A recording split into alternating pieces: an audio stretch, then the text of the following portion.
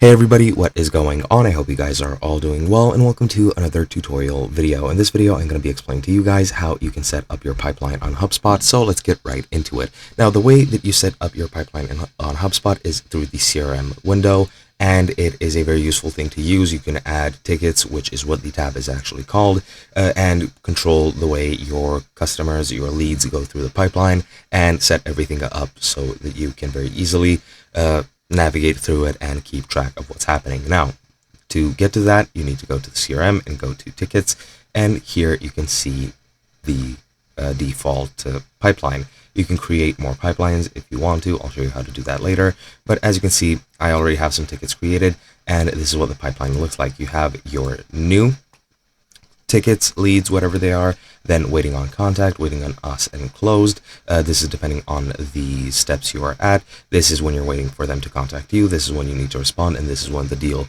and the collaboration is closed. And that is pretty much it. To create it, just go to create a ticket, and then you need to select which pipeline you want it to go to. And to add other pipelines, you do need to have an upgraded plan. However, you just click here and follow the instructions, and you should be able to create it.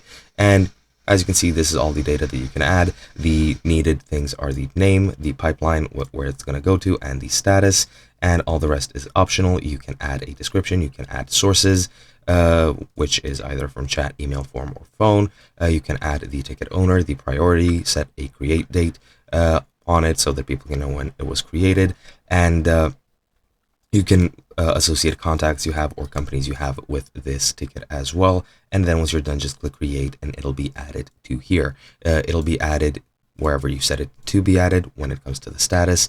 And you can then, as I've mentioned, drag them around. And that is basically how your pipeline works. You just add this with all the deals or important steps or important people, important customers or leads or clients you might want. Add it over here, drag it around depending on your needs, and that is basically it. Hope you guys enjoyed, and I'll be seeing you guys in another video.